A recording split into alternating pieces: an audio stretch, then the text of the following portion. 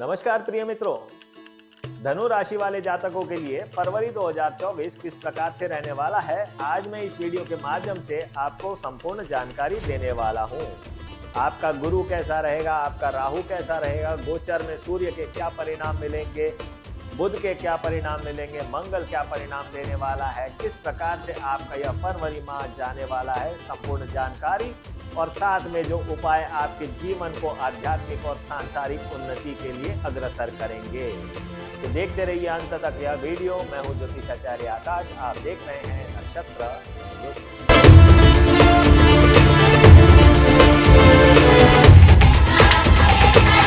ये बात करते हैं धनु राशि की। तो धनु राशि यानी कि 9 नंबर यहाँ होना चाहिए और चंद्रमा का प्लेसमेंट इधर होना चाहिए। ठीक है, अब 9, 10, 11, 12, 1, 2, 3, 4, 5, 6, 7 और 8 इस प्रकार से यह पूरा का पूरा राशि चक्र बनेगा। अब हमें पता है यहाँ पे सूर्य और शनि बैठे हैं, ठीक। इधर मंगल, बुध और शुक्र की स्थिति बनी हुई है। गुरु जो है मेष में है, राहु यहाँ मीन में और केतु कन्या राशि में। ठीक, अब इस प्रकार से यह ग्रह स्थिति बनी हुई है। तो अब यहां से हमें गोचर देखना पड़ेगा कि गोचर की स्थिति किस प्रकार से है धनु राशि से। तो धनु राशि से सबसे पहले देख लेते हैं सूर्य की स्थिति। सूर्य है 1, 2 और ये 3। सूर्य तीसरे में गोचर कर रहा है। मंगल की स्थिति देख लेते हैं। मंगल आप देखें यहां से दूसरा,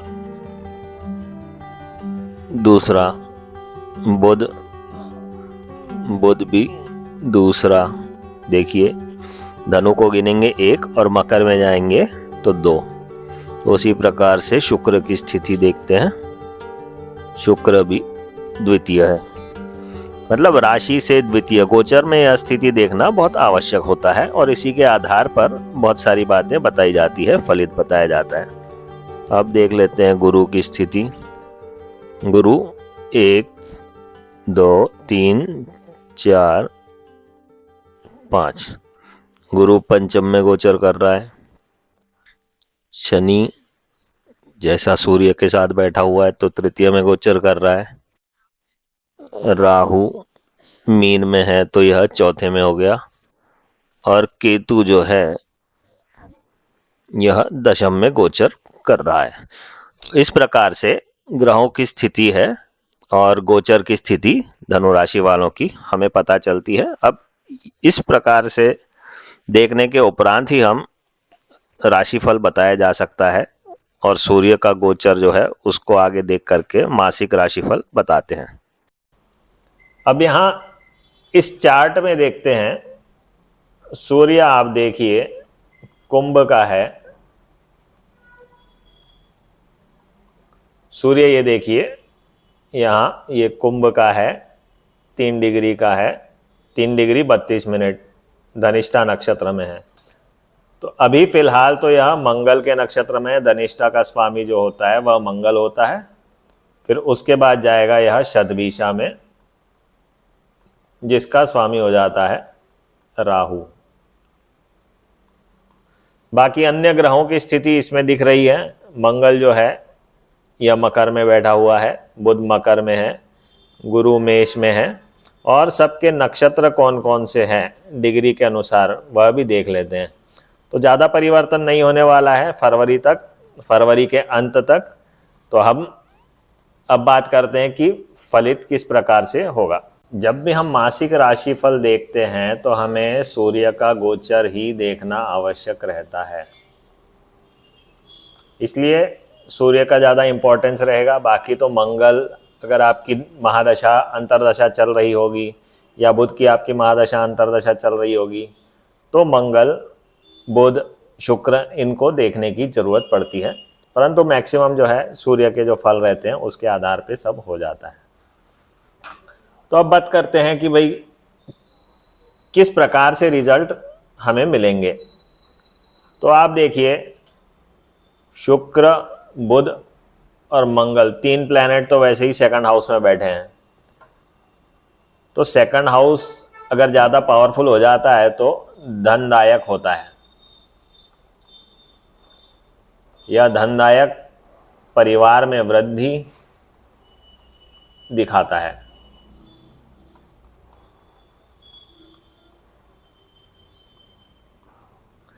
ठीक है, साथ ही साथ आप देखिए सूर्य और शनि जैसे पाप ग्रह, यह क्या करेंगे, यह पराक्रम बढ़ाएंगे। सरकारी काम जो है रुके हुए वो बन जाएंगे, सरकारी काम बनेंगे, जमीन जायदाद के काम बन जाएंगे, जमीन जायदाद के काम जो है वह बनेंगे। साथ ही साथ लेखन वगैरह का जो कार्य है वह भी होगा, एग्रीमेंट के कार्य जो है उसमें भी लाभ मिलेगा। अब आप देखिए सूर्य जो है यहाँ भाग्य भाव का स्वामी हो जाता है, यह भाग्य भाव है 9th हाउस। ठीक है, तो जातक को अपने पराक्रम से बहुत लाभ मिलना है, मान सम्मान मिलना है इस समय। खासकर से जो धनु राशि वाले जातक हैं उनके लिए तो यह बहुत अच्छी स्थिति बनी हुई है। अब और बात करें तो भैया मंगल सेकंड हाउस, थोड़ा सा कटु वचन हो सकता है, बोलने में कटु वचन वाले हो सकते हैं, एलर्जीज हो सकती है, बुध शुक्र मंगल है तो एलर्जीज में स्किन डिसऑर्डर्स हो सकते हैं, स्किन डिसऑर्डर हो सकते हैं। यह एक जनरल फल बता रहा हूं मैं आपको, बाकी स्थिति जो है ओवरऑल राहु केतु बुध और शनि की तो वह मैं आपको, माफ करना, राहु केतु गुरु और शनि इनकी जो स्थिति है वह वर्ष फल वाले जो वीडियो है उसमें आप जाकर के देख सकते हैं, तो उसमें संपूर्ण स्थिति मैंने बता दी है। अब वापिस देखते हैं कि सूर्य के फल किस प्रकार से हमें मिलेंगे, एक एक करके देखते हैं। सूर्य अभी फिलहाल चल रहा है मंगल के नक्षत्र में, फिर जाएगा राहु के नक्षत्र में। तो ये राहु की स्थिति जो रहेगी वह तो आपके जन्म कुंडली में जिस प्रकार से राहु की पोजीशन है चार्ट में उसके आधार पर पता चलेगा कि वह क्या फल देगा। अभी यहाँ देखते हैं तो सूर्य यहाँ का स्वामी हो गया और तृतीय में चला गया और बैठा है अभी फिलहाल मंगल के नक्षत्र में। तो जैसे पहले मैंने लिखा था कि भैया मान सम्मान में बढ़ोतरी होगी, सरकारी काम बनेंगे, यह ध्यान रखें। पिता के साथ अच्छे संबंध रहेंगे, पिता के साथ यात्रा कर सकते हैं, साथ ही साथ घर परिवार के साथ भी यात्रा करेंगे, एंजॉय करेंगे। पूरा का पूरा समय जो है फरवरी का यह बहुत बढ़िया जाने वाला है धनु राशि वाले जातकों के लिए जिनकी सूर्य की महादशा या अंतर्दशा चल रही हो। अब बात करते हैं कि मंगल की स्थिति क्या बता रही है। तो भाई मंगल भी द्वितीय भाव में है, मंगल यहाँ खर्चे का स्वामी हो गया, पंचम का स्वामी हो गया। तो मंगल खर्चे और पंचम का स्वामी हो गया, यानी कि 5 और 12 के साथ चला गया है सेकंड में। तो ऑब्वियस है कि यह कहीं ना कहीं लग्जरी ओरिएंटेड खर्चे बताता है। साथ ही साथ आप जमीन जायदाद में इन्वेस्टमेंट कर सकते हैं, यह भी दर्शाएगा। मकान वगैरह लेने में इन्वेस्टमेंट कर सकते हैं, तो ये इन्वेस्टमेंट का समय रहेगा।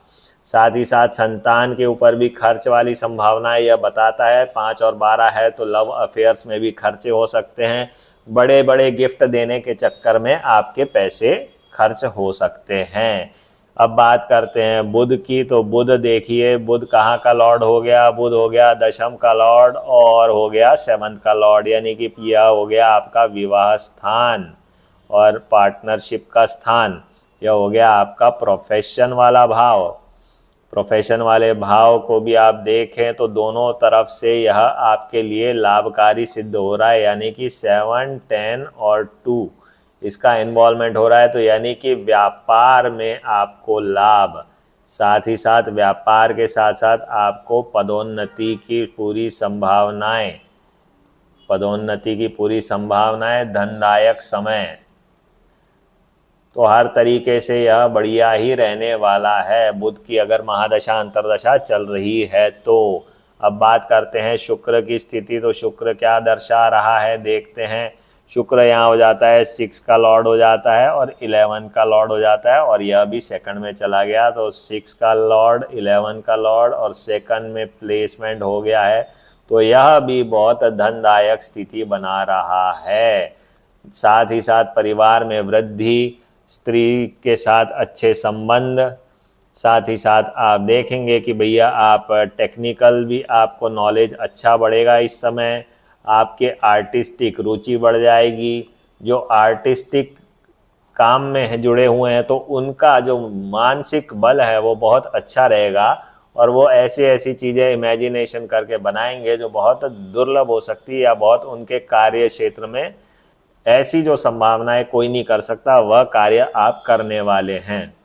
तो हर तरीके से शुक्र के भी फल बहुत ही पॉजिटिव मिलने वाले हैं। तो देखें कि भाई आप देखेंगे कि भाई बुध और शुक्र और मंगल सेकंड हाउस में है, सूर्य शनि तृतीय में है, तो इनकी पूरी विस्तृत जानकारी मैंने आज आपको दे दी है। आप अगर मुझसे संपर्क करना चाहते हैं तो व्हाट्सएप पे इस नंबर पे आप संपर्क कर सकते हैं।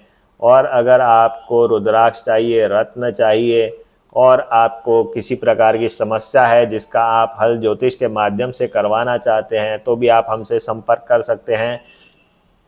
याद रखना है आपको प्रिय जातकों की, प्रिय मित्रों की, ज्योतिष की एक लिमिटेशन होती है। ज्योतिष शास्त्र के अनुसार या ज्योतिष में ग्रहों के समीकरण के अनुसार जो हमें समझ में आता है वह हम आपको बताते हैं, और जरूरी नहीं कि हर बात सत्य रहे, परंतु जो हमसे बनता है वह हम आपको ईमानदारी से बताते हैं। तो इस प्रकार से यह पूरी जानकारी आज मैंने आपको दे दी है। धनु राशि वाले जातकों के लिए फरवरी 2024 किस प्रकार से रहने वाला है। अगर आपको यह जानकारी अच्छी लगती है तो वीडियो को लाइक अवश्य करें। साथ ही साथ अगर आप मेरे चैनल पे पहली बार आए हैं तो सब्सक्राइब भी अवश्य करें। आज के लिए इतना ही प्रिय मित्रों। जय भारत।